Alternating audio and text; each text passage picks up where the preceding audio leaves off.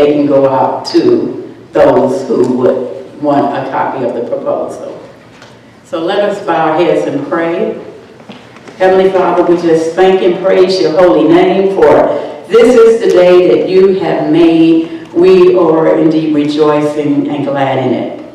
We thank you, dear Lord, for the vision of having this reading for the community. For we know, dear Lord, that when we look at who is our neighbor, we look to the east, the west, the north, and the south, and everyone is our neighbor.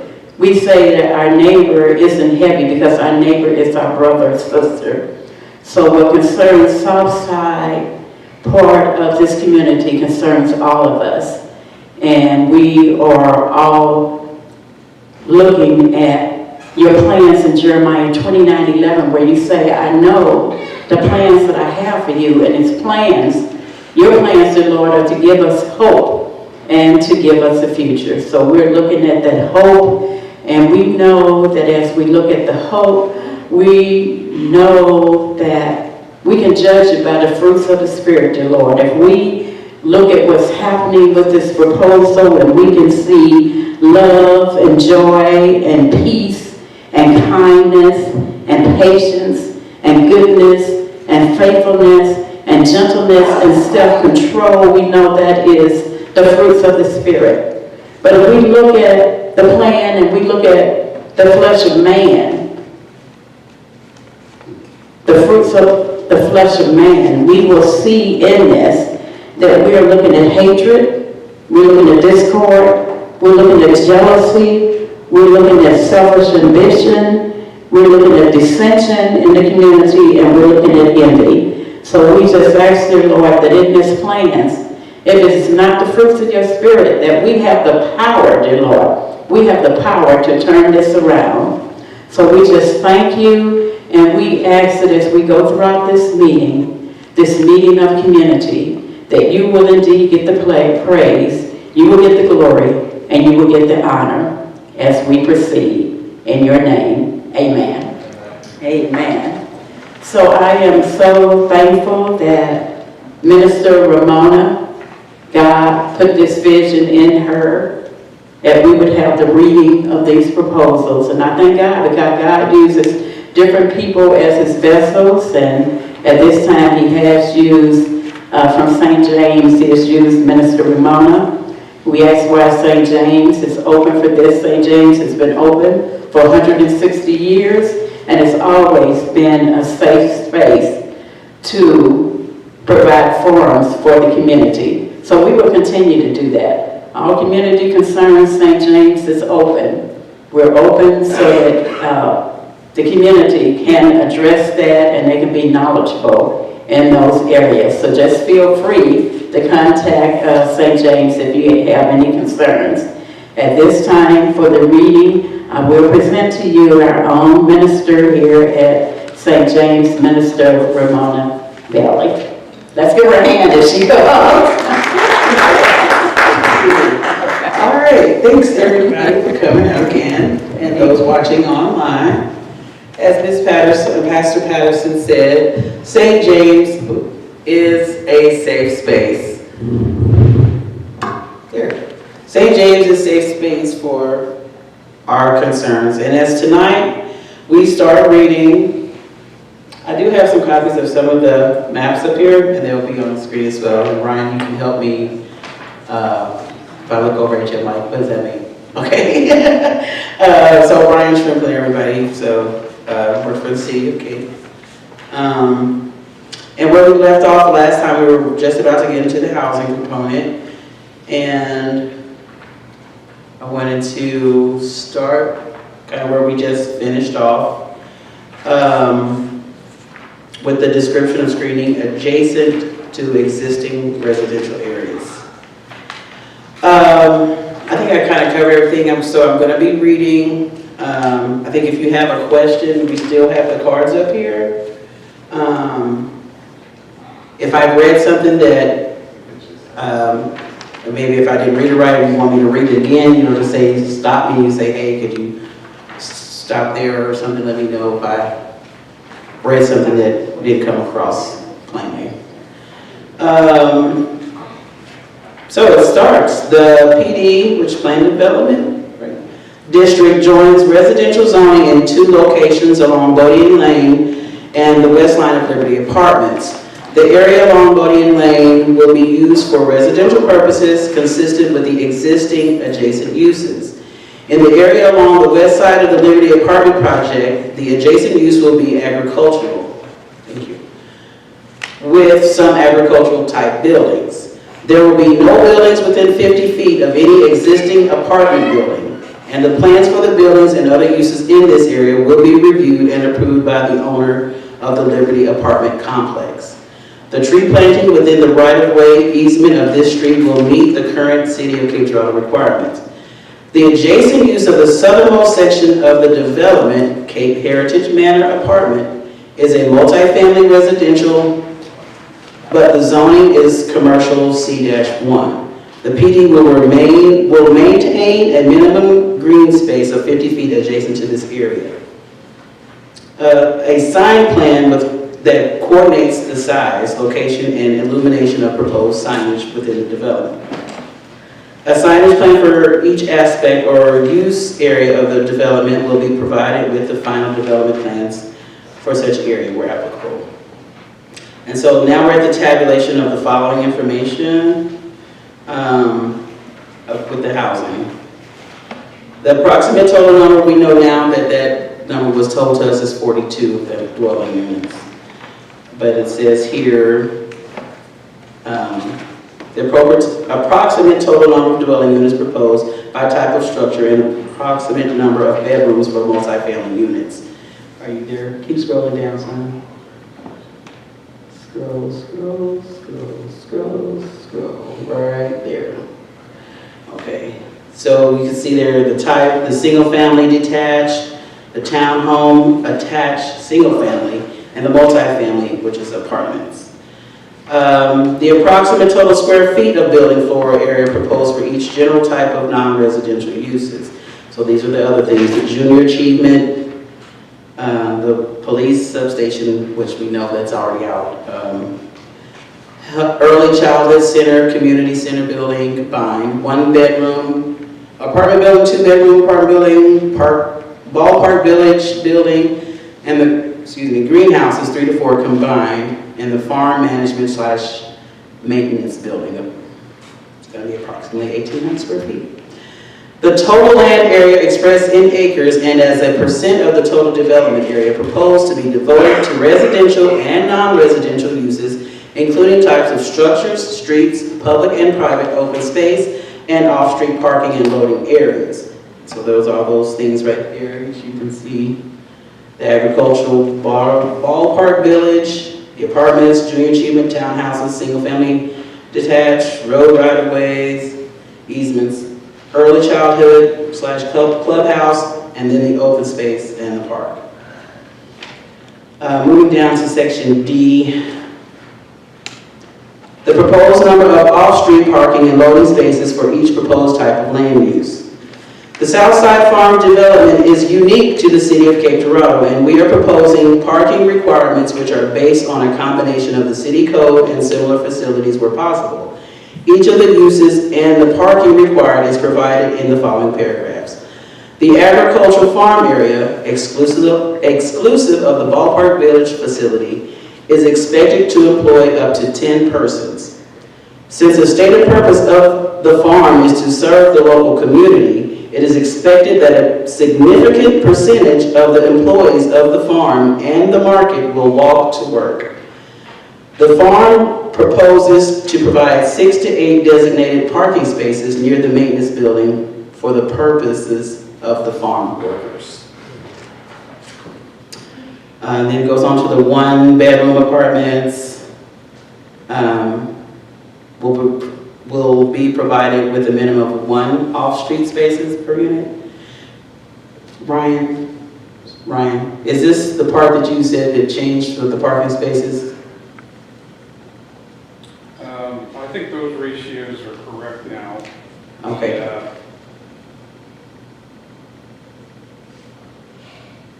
The 1-bedroom apartments? So what you're reading is the preliminaries. Again, that was that Right. overall first part.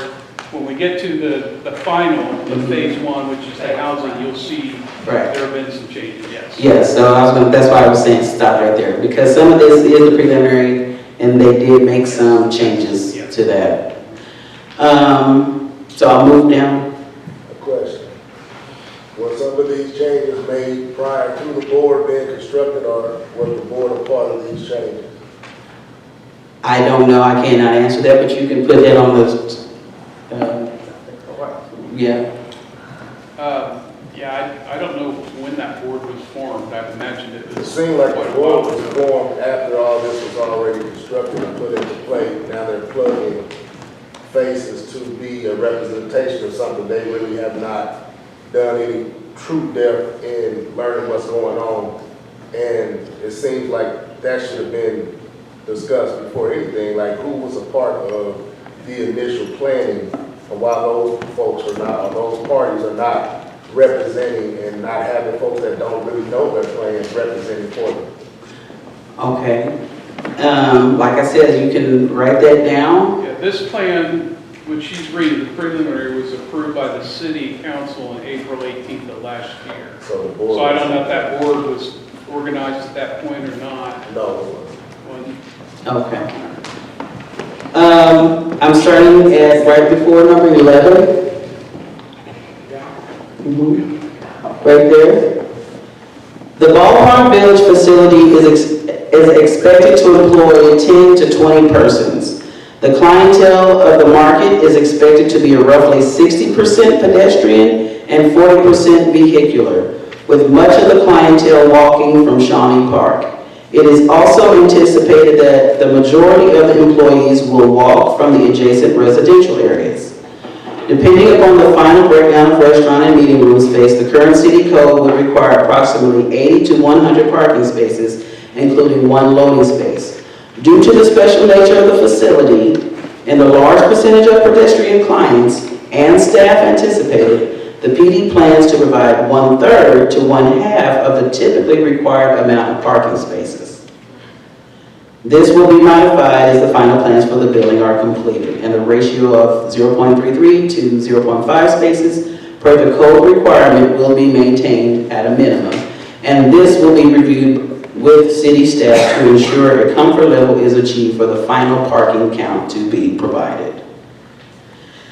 Under construction in phases, the foundation and the development partners reserve the right to modify the layout within each phase until a final development plan is approved for such phase by the city, which can still be amended upon approval by the city. Subject to such reservations, it is anticipated that construction will take place in up to 4 phases. The first phase will include all of the residential components and the combined community building / early childhood facility. Construction for these buildings would commence in 2022, subject to the successful MHDC housing application. The order of the final phases has not been completed, but based upon current plan, the next phase would be the agricultural component. This component will be designed and built out over a period of 1 to 3 years, depending upon funding. Then it says about the Junior Achievement Building. The final phase is expected to be the Ballpark Village. This phase would likely be constructed in 3 to 5 year time frame from PD approval. I just want to read the first part, number 12. Southside Farms will potentially add as many as 40 to 50 new residential units, which will ultimately access existing Walnut Street and Southwestern Boulevard. The agricultural use and market will generate trips which will be to and from Walnut Street. Parking areas for the Ballpark Village are planned to be accessed from Walnut Street and the proposed private street connecting Walnut and Southwestern Boulevard. No direct access other than pedestrian is anticipated from Southwestern Boulevard for any part of the PD. And I'm gonna skip down because I know you guys have this to right there. Based upon the summary data, which I'll ask you about this later, Ryan, because I don't understand what that means, categories 210 and 221. Does anybody else have a question about that? Because he can tell us all, but if not, I'll just say it for myself.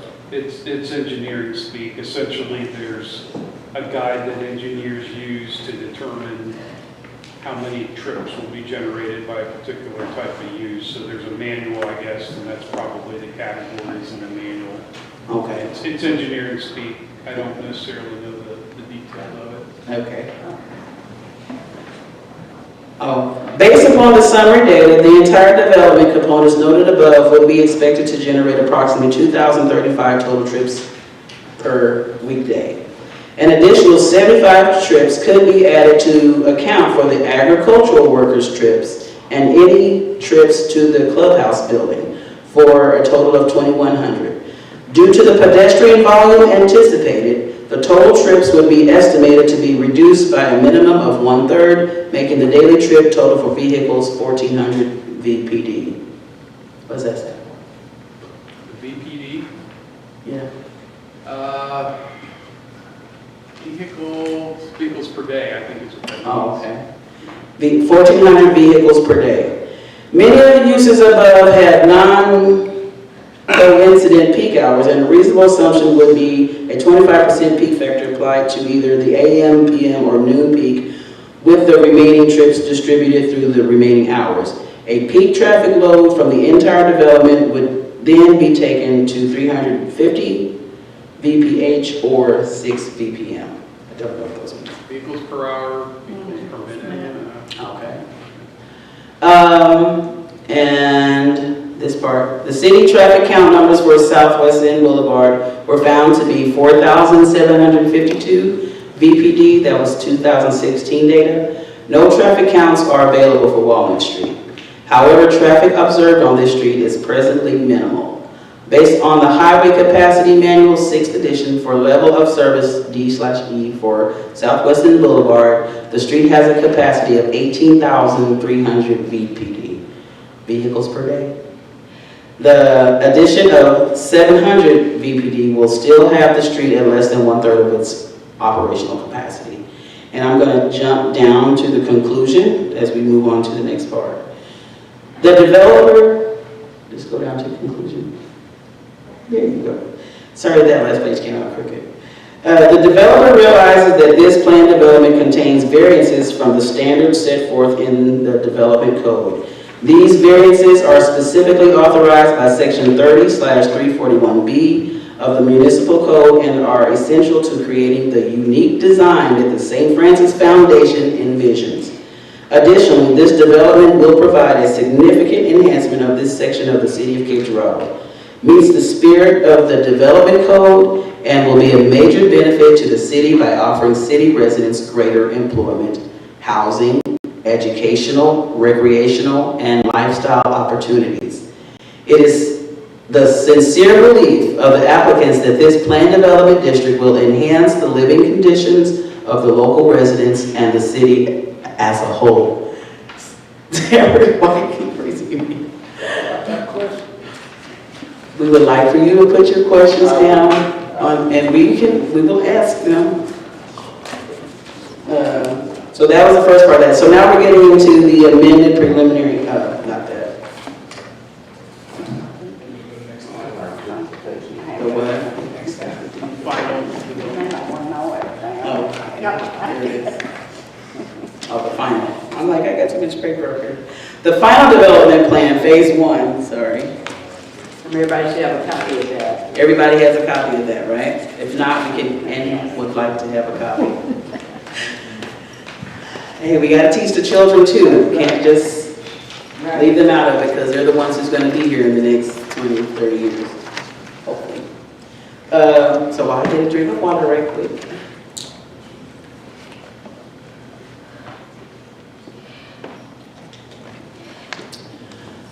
This will go pretty fast as it was only, I think, 5 pages to it anyway.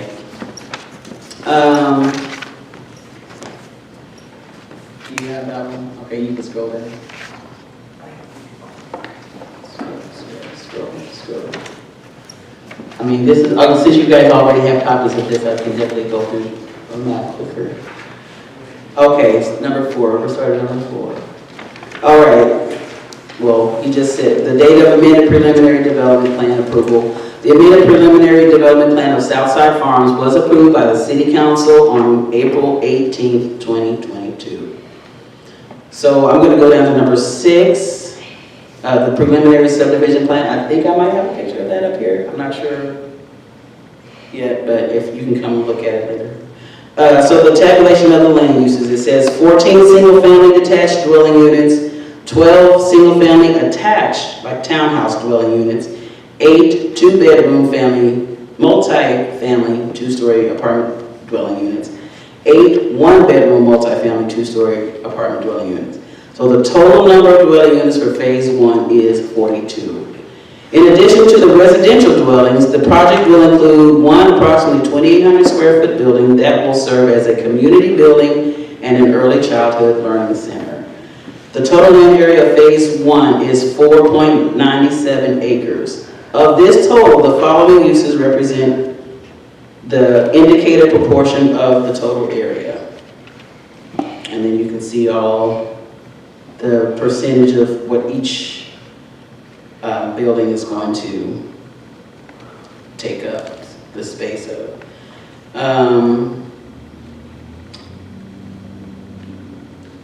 The sidewalks are 0.142 acres or 2.8%. Got street pavement and the open space of 2.474 acres or 49.78%. So most of that 4.97 acres is almost 50% green space. Not occupied by building or street. Not occupied by building or street. Okay. Go down to under 7.4. Yeah, that's good. It is noted that the number of parking spaces provided for the townhouse units, 1.5 per unit, and for the apartment units, 1.1 per unit, are less than the number of spaces noted in the City Development Code, Section 25-47, 2.0 and 1.5 spaces, respectively. This has been reviewed with City staff. The developer is requesting, and City staff has indicated support for, a development code exception to allow for the reduced parking indicated for the townhouse and multifamily units as indicated on the PD exhibits. So if I could interject for a second. So initially, when this came in, they were only going to provide one parking space for each single home. Mm-hmm. And we said, that's not going to be enough. What if people have guests, folks over, you know, the streets are too narrow, so they're not going to be able to have a bunch of parking on the streets. So we made them bump that up to 2 parking spaces for each of the single-family homes. Okay. And then the townhouses, you know, their parking is grouped together, so, you know, not all of them are going to be occupied. You know, people are going to be having guests at the same time, so there's a little bit more flexibility there. And the same thing with the apartment. But for the homes, they have a driveway and that's it. So we made them, instead of going with 1 space, we made them have 2 parking spaces. Okay, that's good. So that lets us know that there's space for if things need to be adjusted.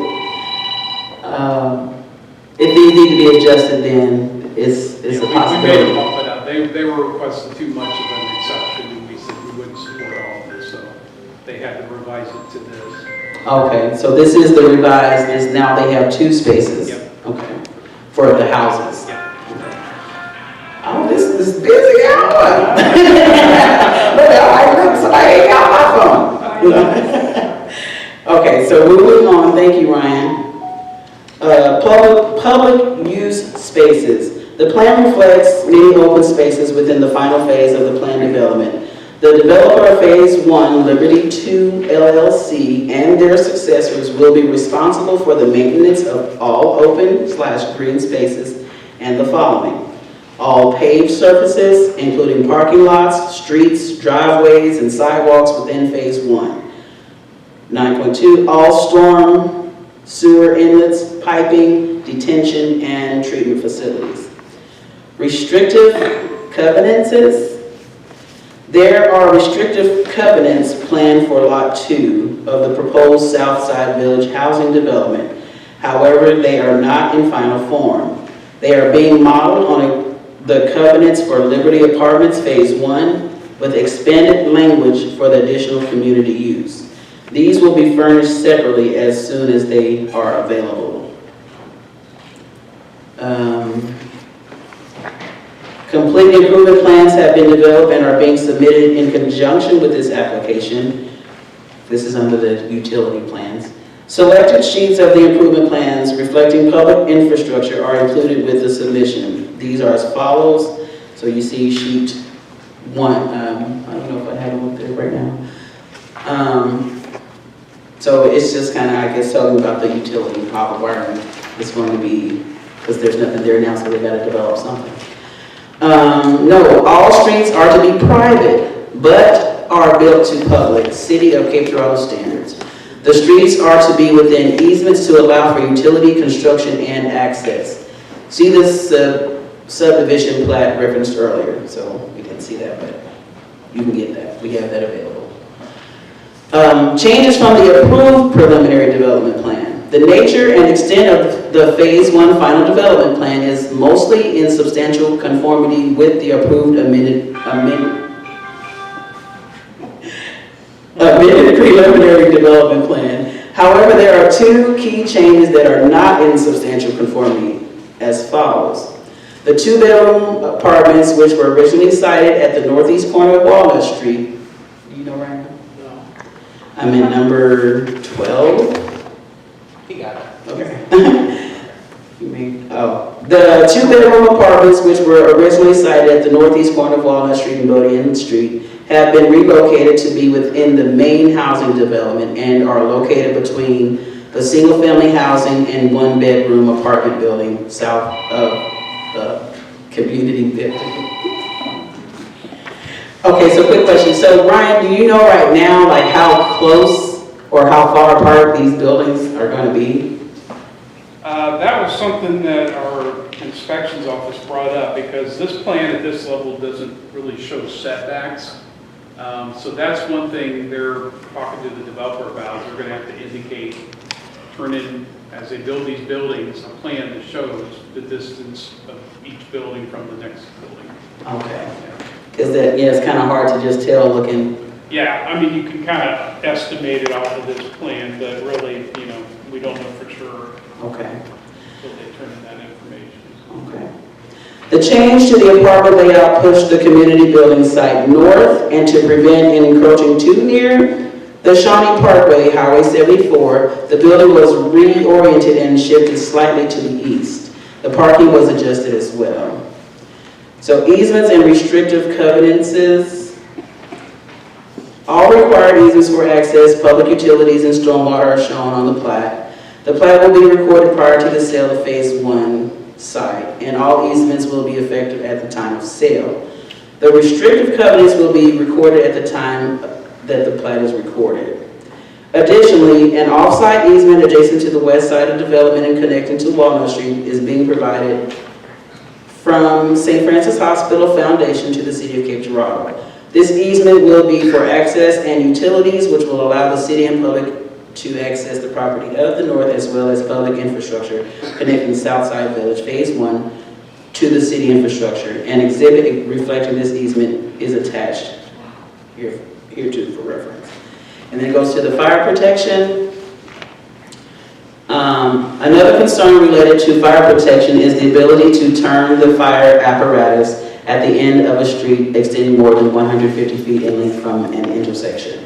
The PD layout provides a hammerhead turn around in accordance with the IFC at the west end of East-West Street and within the configuration of the parking lot at the north end of the North-South Street.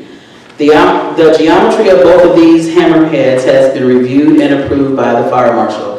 In order to ensure that a fire apparatus can navigate within the development, both of these hammerheads will be constructed with the initial street construction. Information which the Planning and Zoning Commission and the City Council shall find necessary for full consideration. Upon being made aware of any such requirements, the applicant will respond with submission of same. So we have read that. Do we have any questions back there? I have a question. I don't know if this one Ryan can answer. So the restrictive covenants, can you go into that? You guys are familiar with what a covenant is, right? So basically, Do you need the microphone, Ms. Patel? no, you're obligating yourself basically into a covenant. And so some subdivisions, when they're built, the developer will establish covenants. And so every owner, everybody that owns a property in that subdivision is bound by that covenant. So there are rules. Like a HOA type thing? Yeah, exactly. So it varies. A lot of subdivisions don't have any covenants, some do, and the rules vary. It's just depending on what the developer writes and what gets, recorded. Covenants are supposed to be recorded at the county.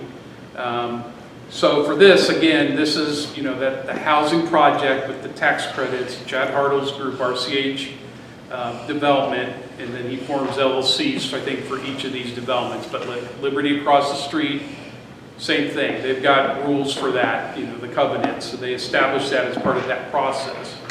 So for this housing development, they will eventually have covenants and rules that have to be followed, if you live there.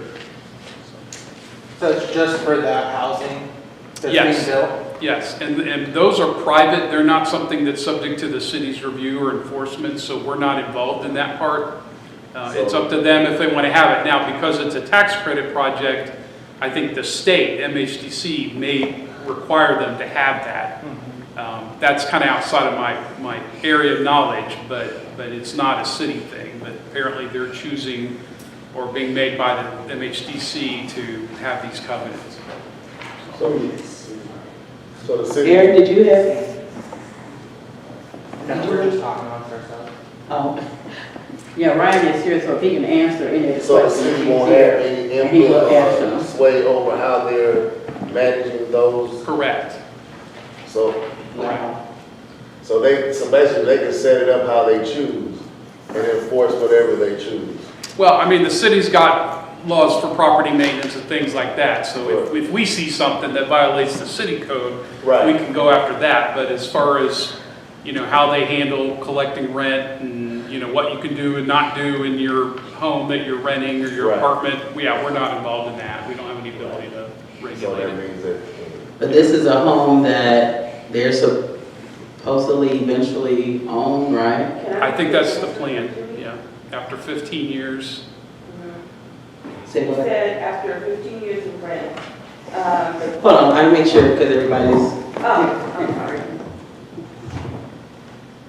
Okay, so one of the questions was, what are the qualifications to obtain housing?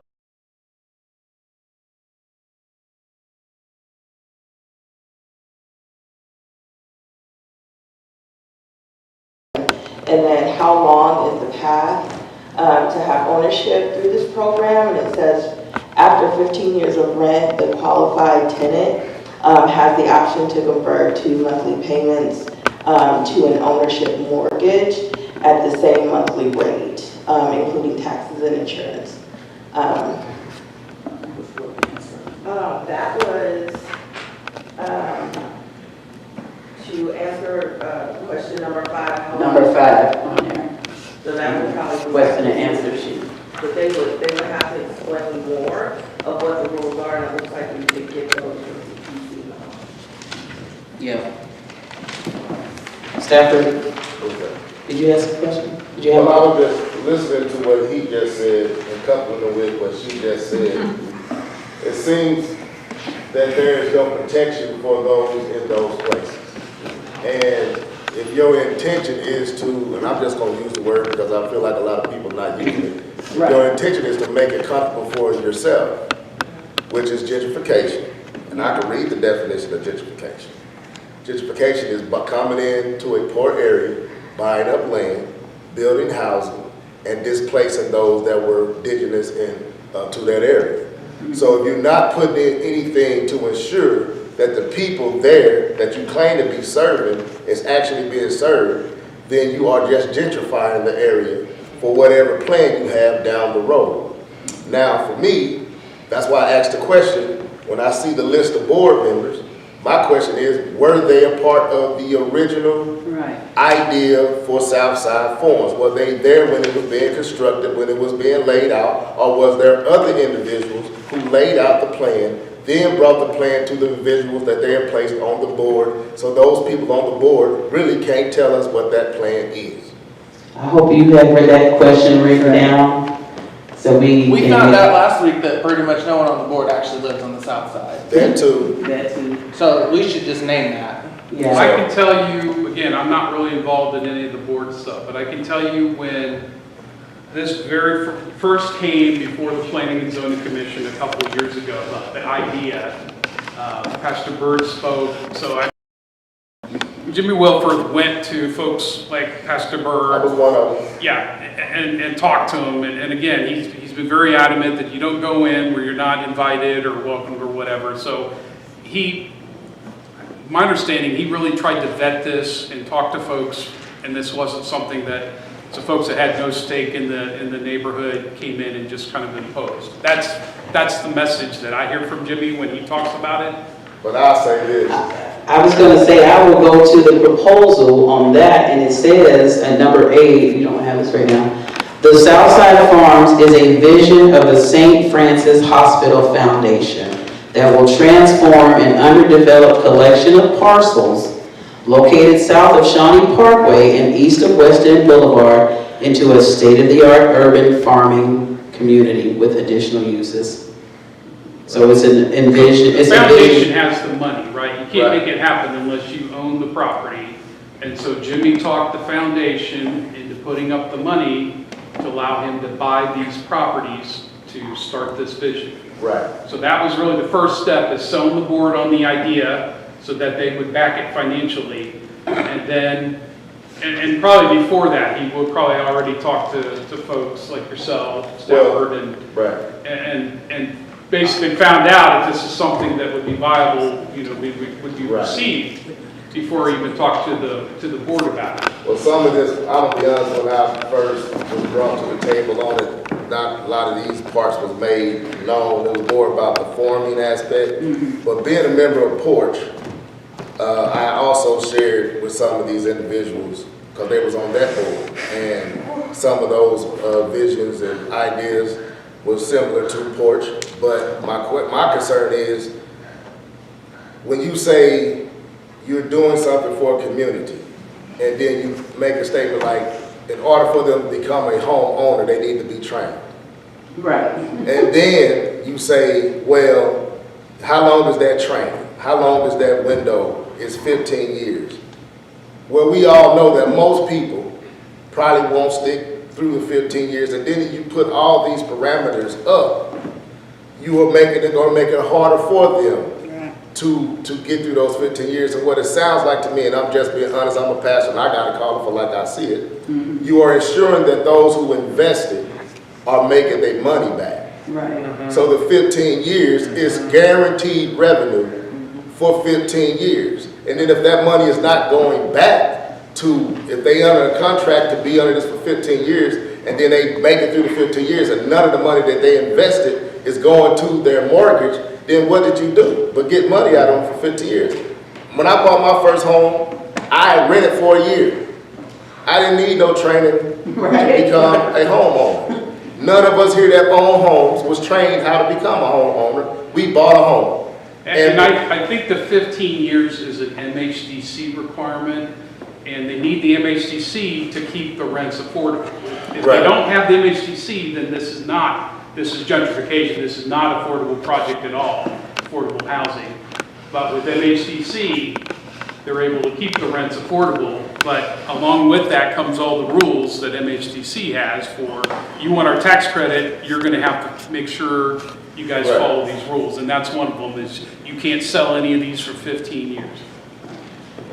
So basically what I'm hearing is we have to talk to MHDC about these qualifications, because it's a little bit ridiculous that you have to prove yourself for 15 years in order to attempt to qualify to buy the home that you've lived in for 15 years. I think that's a bit excessive. Yeah, and I don't know if that's really what the 15-year period is for. It really depends. It is. It may be, but all I know is that they've set that as the standard, and so the developer has no choice or say in that matter. That's something that they have to agree to in order to get the tax Because credit. honestly, and I'm not saying this directly towards you because I know you don't have anything to do Right. with that, but it doesn't help home ownership and building generational wealth and pulling equity from the home that you've been in for 15 years if you're leasing it and you're responsible for the repairs.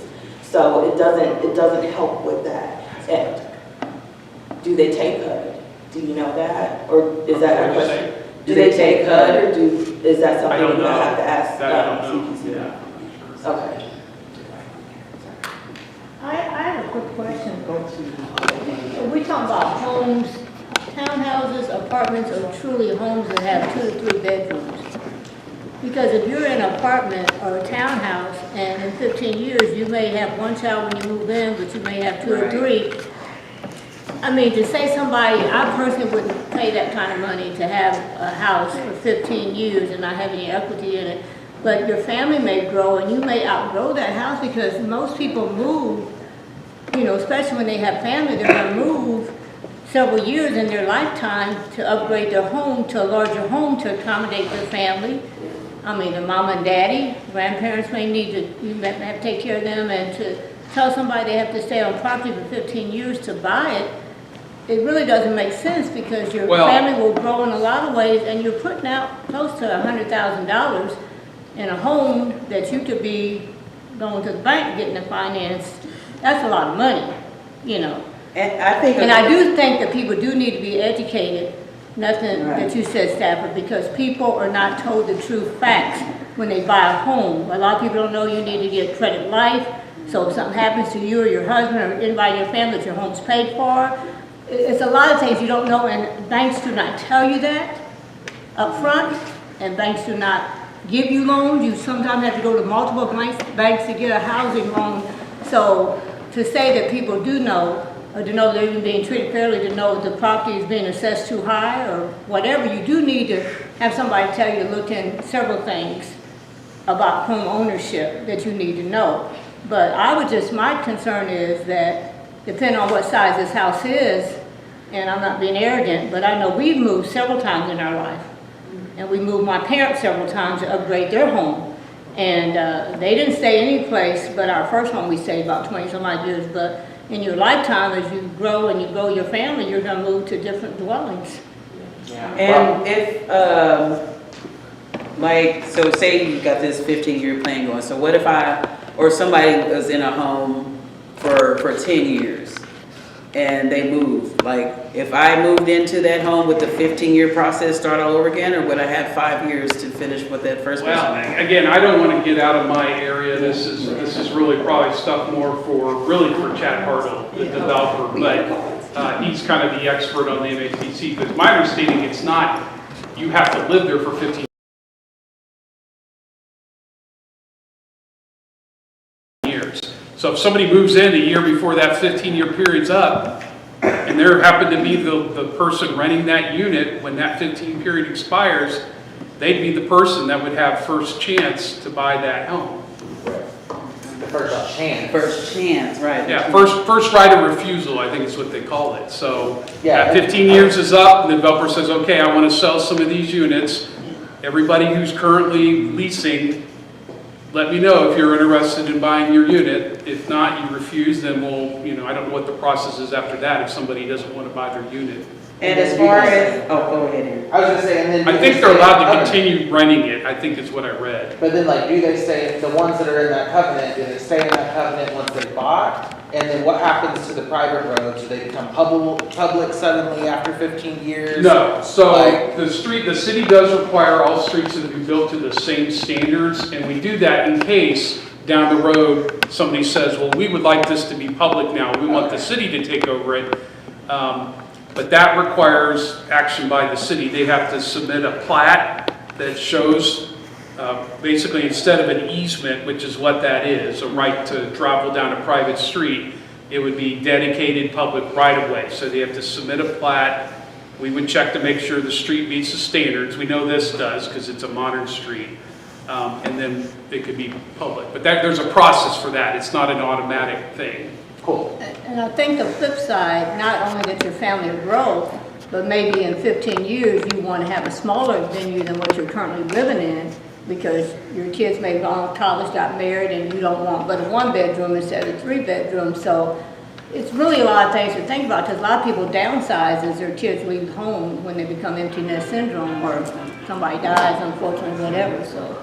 Yeah, and a couple things I was gonna point out as well, with that, when we're talking about the housing, the house itself, what about the land that the house is sitting on? So this is all one lot right now, and I've told them at that 15-year mark, if they want to sell pieces, individual units, they're either gonna have to subdivide that into individual lots, or they'll have to do like a condominium, where each unit is essentially its own lot, and then they have to have covenants and stuff to go along with the condominium. And then all the, if they do a condo, then probably all the green space would be what they call common area, commonly owned. So everyone would own a certain percentage of all the green area. But one way or another, they're going to have to plat those as separate lots or units in order to sell those.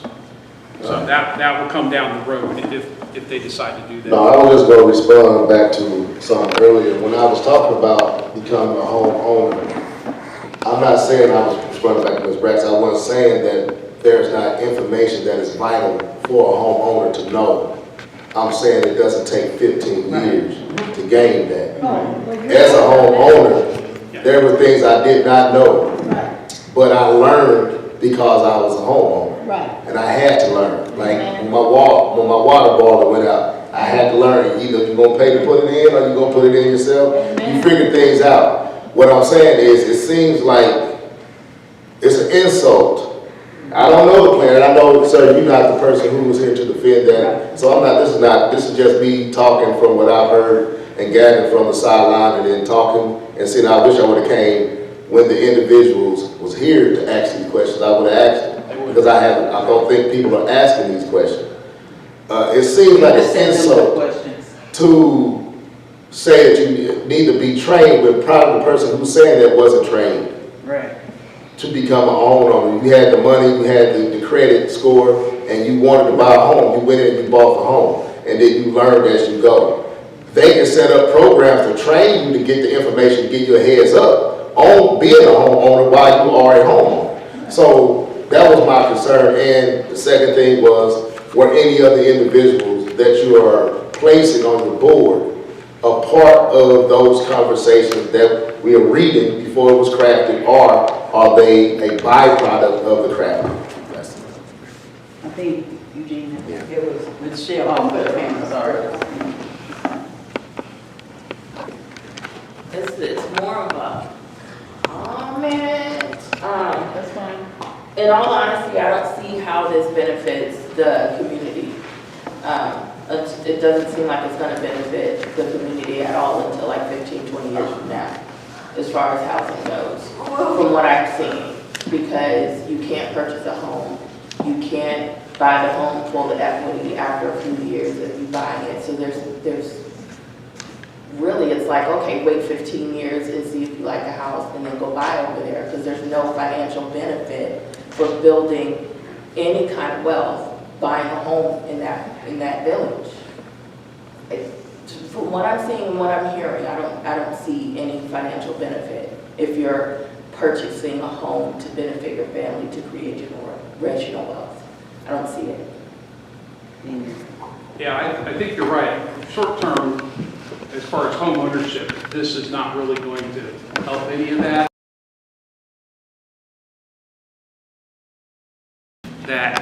There aren't going to be slum homes, right? Because of this management company, this MHTC, they're going to have to be tight in how they run it.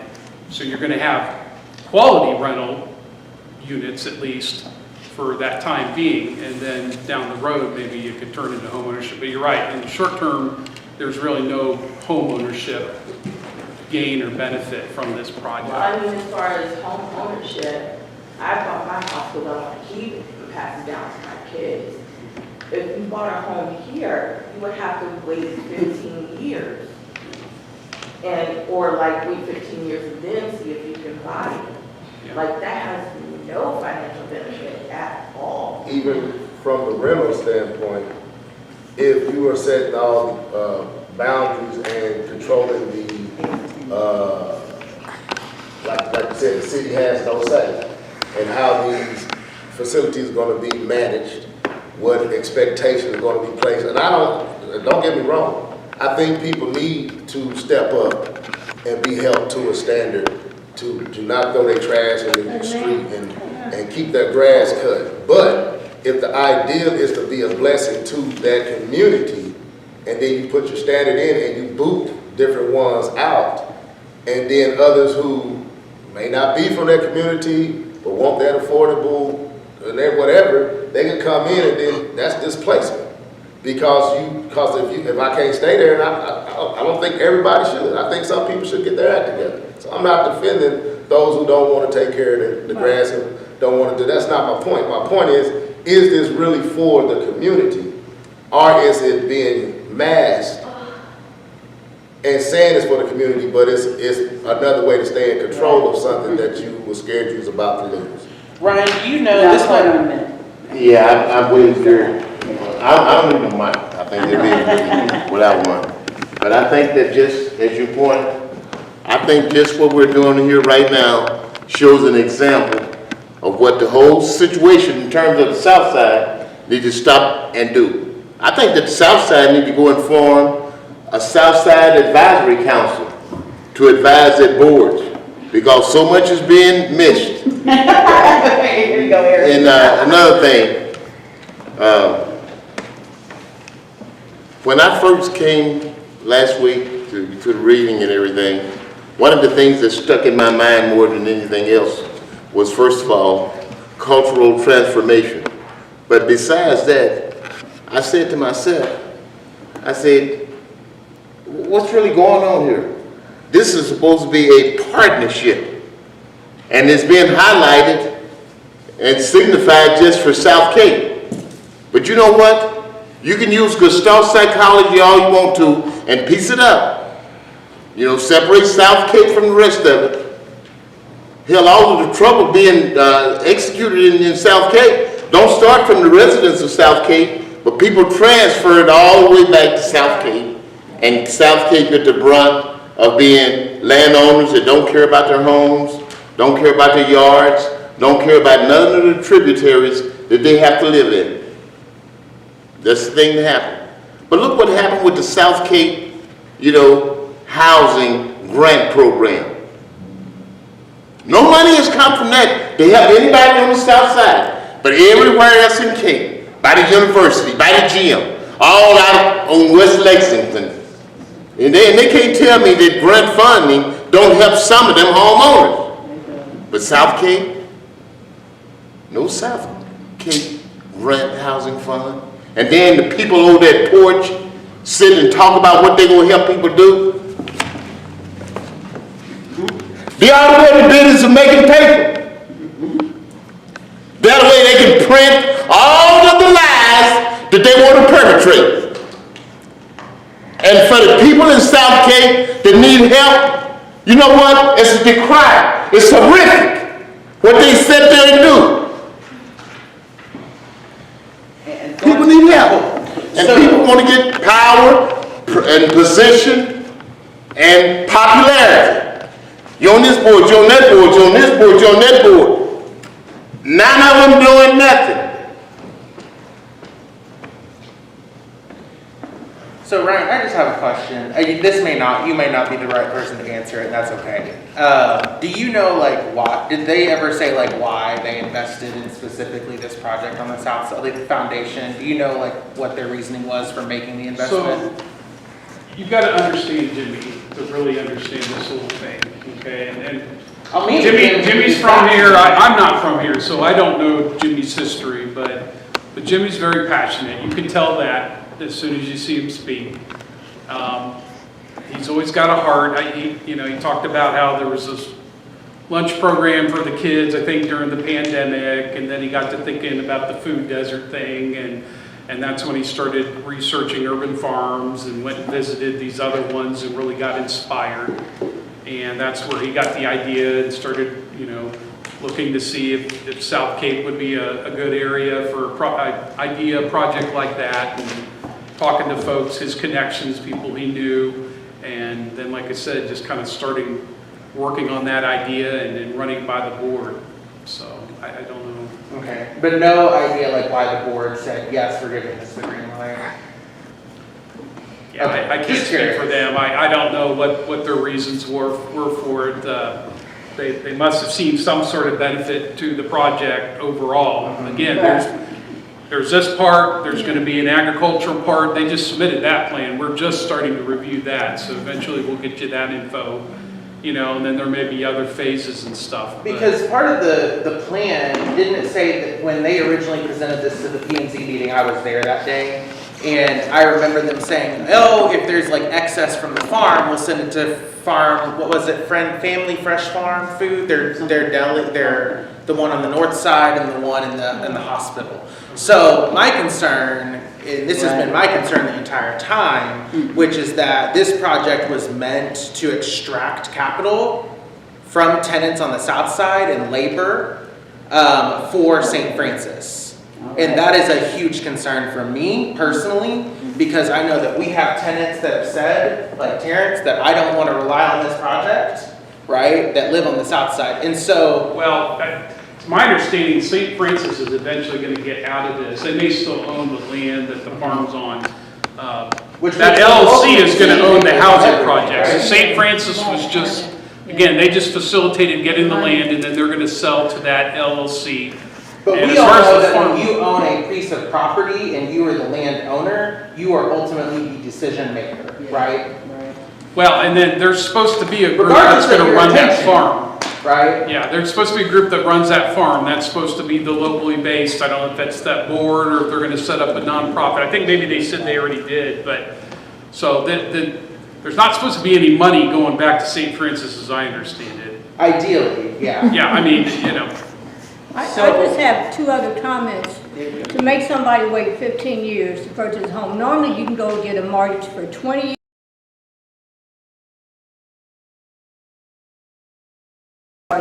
I'm actually going to be having a 35-year mortgage because I've already paid 15 years. I go to the bank to get the 20-year. If I go get the 30-year, then for me to own a house, I will have 45 years that I will be putting money into a house that I could have got in 20 or 30 years.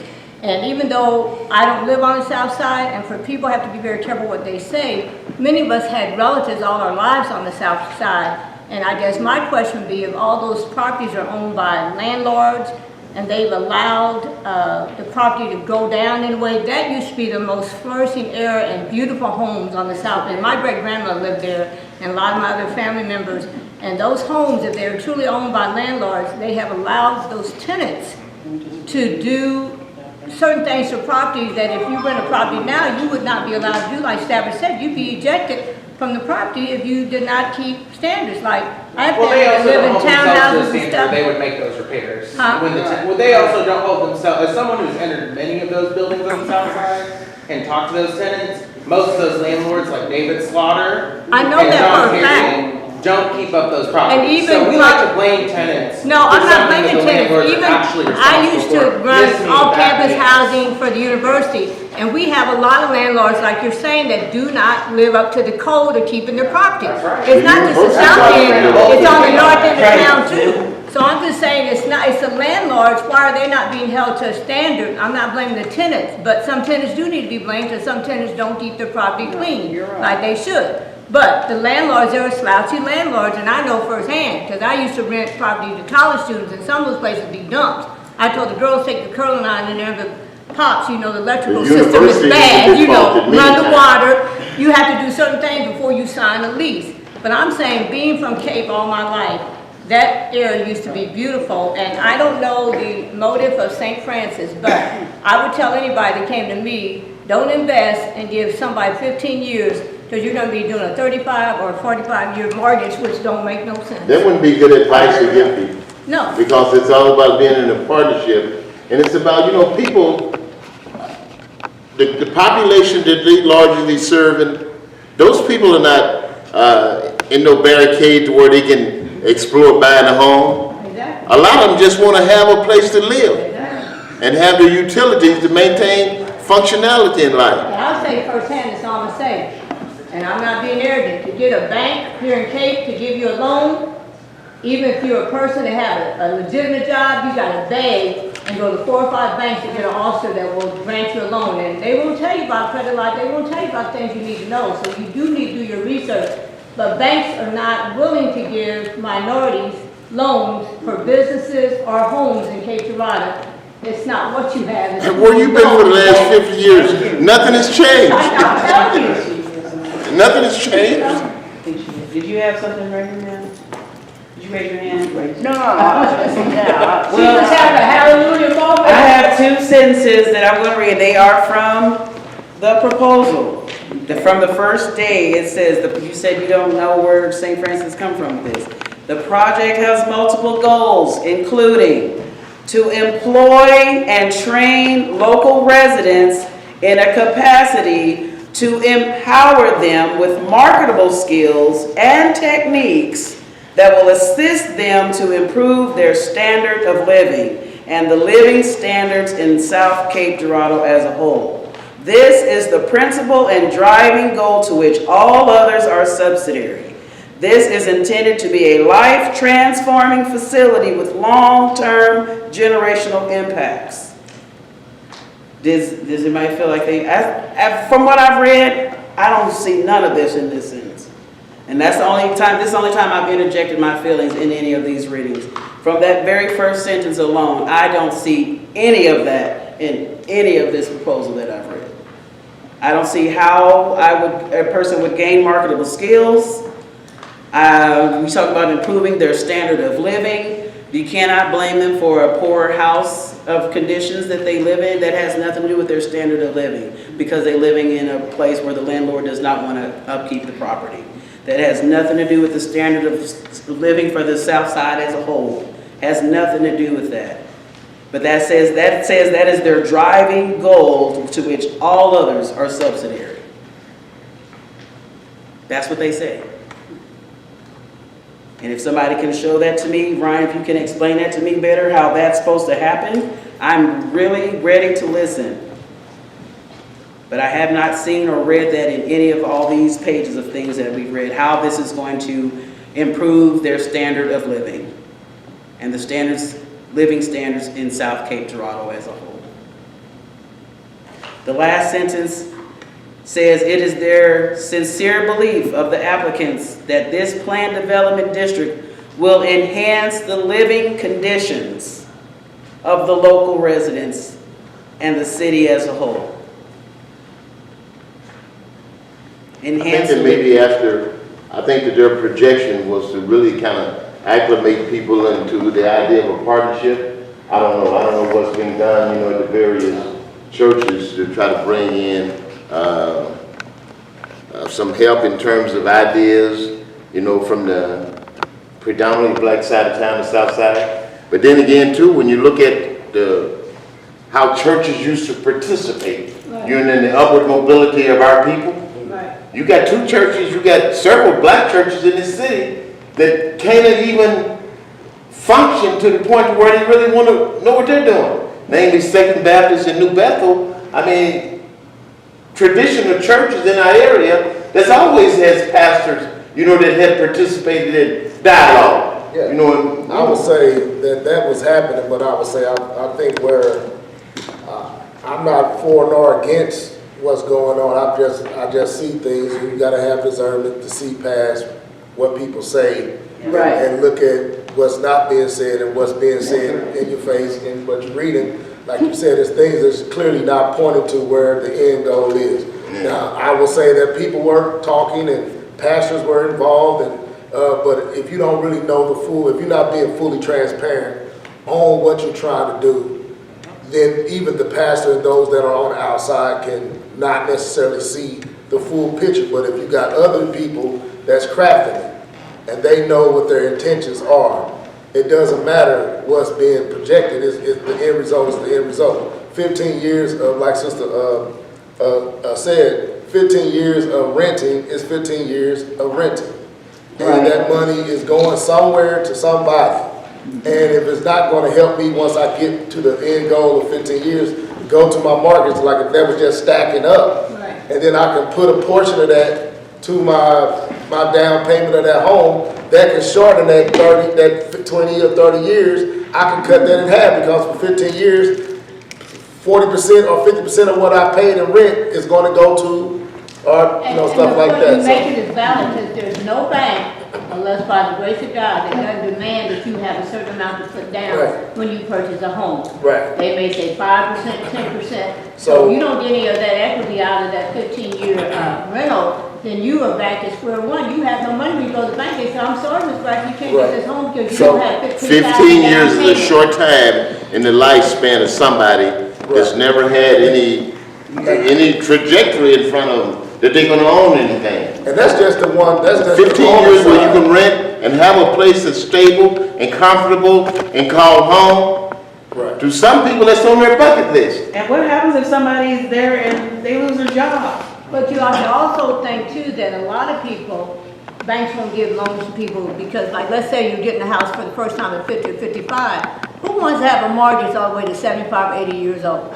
Because you don't know if you're gonna be here and Social Security ain't gonna cover it. You know what I'm saying? Because you gotta quit working at 62 to That's wise. AJ number to me. But your money's gonna lessen. That's what Because the not bank wanna know. everybody's looking to become a homeowner, so Yeah. there's gonna be permanent renters. The question is, did you really, if you really serve the community, where at any point did you actually, before you bought the land, before you flattened it, before you wrote your graphics up and everything, your plan is up, did you sit with any, not just the pastor, but the community as a whole before you did any of that? That's right. Now you're trying to do the part after you already launched. You already launched your vision without talking to anybody. Is this going to work? How's this going to affect us? Now you're trying to explain what you've already launched. So that's what I'm looking at. I'm not saying anybody got nefarious plans. I don't know the heart of people. I'm not judging anyone. I'm just saying you can't launch a thing and then after launching it try to put it together to explain what you already launched. And I think we all somewhat in the dark on what's going on. I know I am, and that's my fault, So One I'm other not gonna blame it on point anybody that else. Ramona mentioned too, but, some of these things are out of the foundation's control. Whatever this organization is that's gonna demand you to live somewhere for 15 years, we have to say it's all about them making a profit. To demand to have a bylaw or ordinance to say you have to be a tenant for 15 years, they're looking at the dollars. I mean, I'm talking about that's almost $100,000 per each property. Calculate and see how much they will make in 15 years. But you're on never each gonna property. find a developer that isn't gonna, that's what they're doing it to make money, no matter what kind of development it is. People don't go out and build developments and just let, Right. low rent just out of benevolence. Right. But what Ryan, I'm Every saying is, developer is gonna wanna make money. but a But true Ryan, this thing developer, started though, like you said,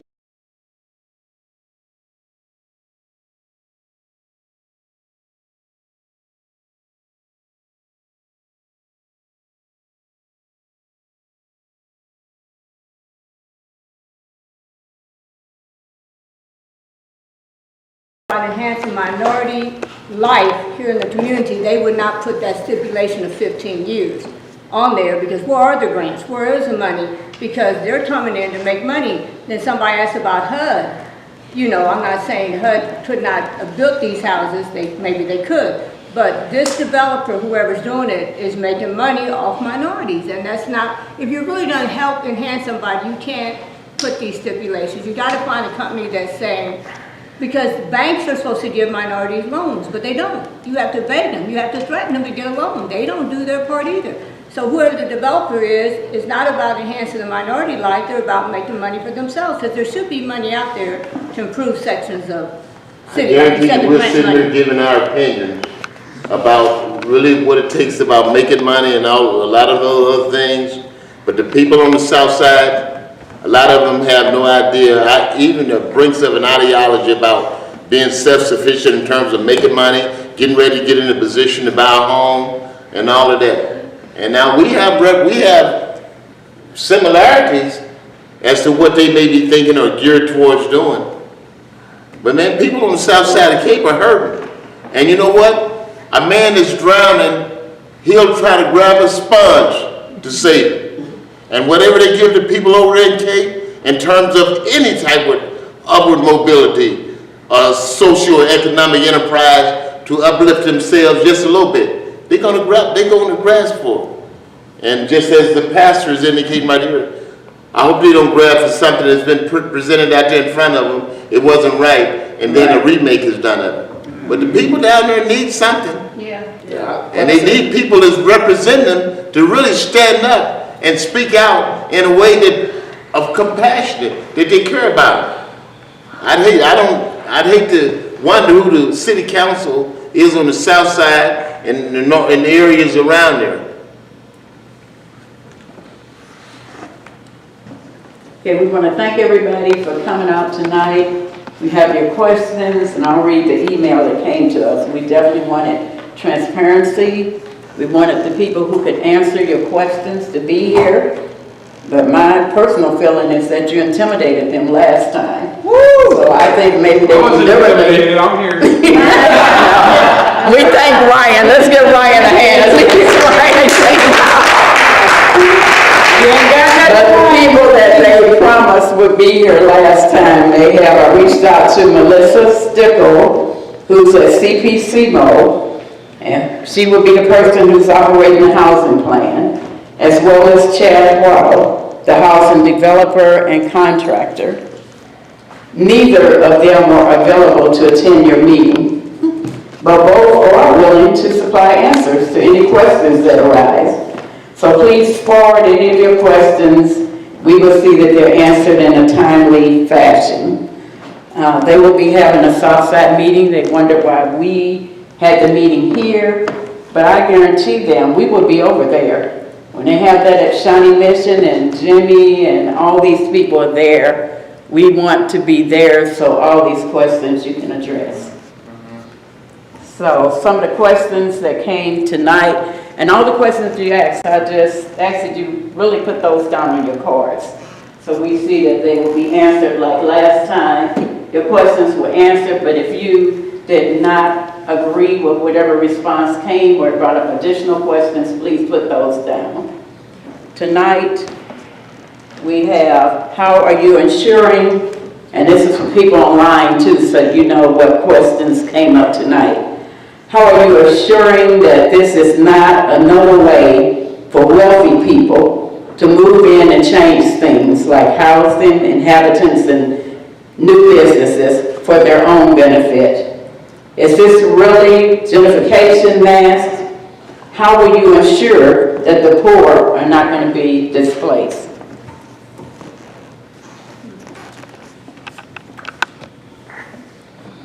Were the current listed board members a part of the original drafting and planning for Southside Forum?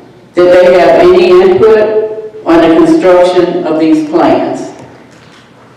No, that was asked several times and felt that they did not. How is 15 years of renting, training a tenant to be an owner? Please explain how this is not just another way for those who invested their money to make their investment back. How many people will the ballpark village seat?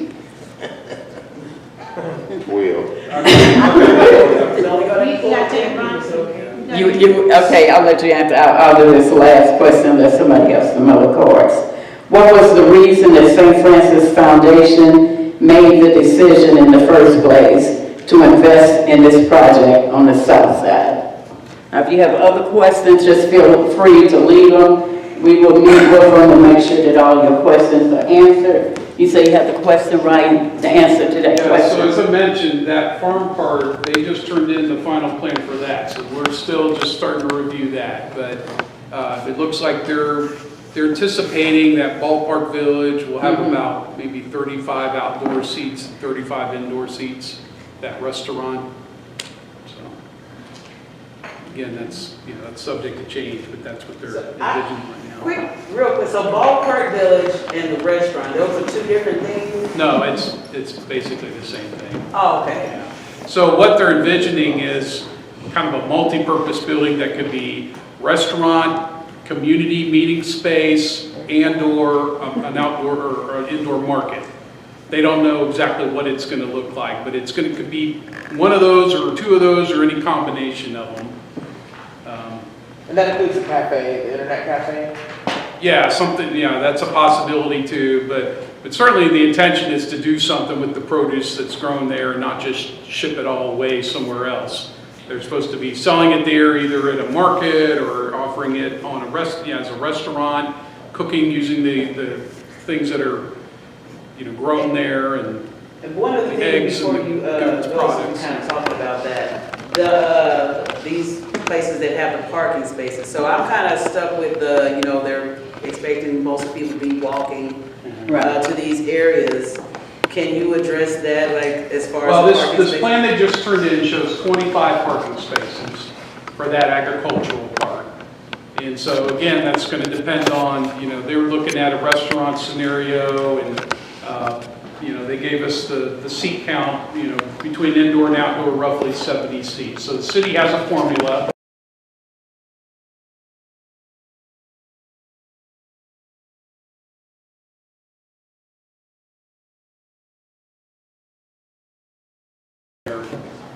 Because I thought, so that's not what 1/3 or 1/2? No, I don't know where the engineer came up with those numbers, originally saying 100 spaces. This is nowhere near requiring 100 parking spaces. I don't know where they got that. Okay, we will keep you posted like we have. If we have your email address, I think we've kept you posted on everything. Also, any future meetings that are coming up, period, that are dealing with Southside Farms, we would be transparent, send that information to you. So hopefully, collectively as a body, we will be there seated together asking these questions. So at this time, Reverend Moore will close us out in prayer. Thank you for coming. Amen. Let's be understanding.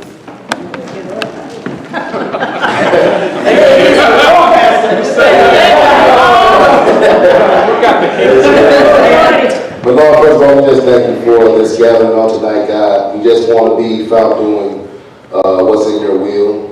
God, we ask you for your guidance. You said the direction and the feet of the righteous are ordered by you, God. So, God, we're coming to you for direction. With this Southside Forum, God, we want to know that this is really serving the best interests of the community. God, we ask you to touch the hearts of those that have crafted this plan to be transparent and open to the questions that have been asked and make modifications and alterations where it seems wise to do so. That this actually does reflect a plan that benefits the community. God, touch their hearts, touch their minds, lead and guide them. We know that we are all your sons and we are all your daughters. We all have good intentions. Sometimes, God, we can miss things because we didn't discuss and talk. But God, let that happen in this stage so when we get to the end course, God, it will reflect your will. We ask all this in your son, Jesus' name. We all say amen. Amen. Thank you. Go get us, cake tenant. All right. Y'all can shut it down. All right, thanks for coming to get there. That was really good. I know you gotta get out of here. Yeah,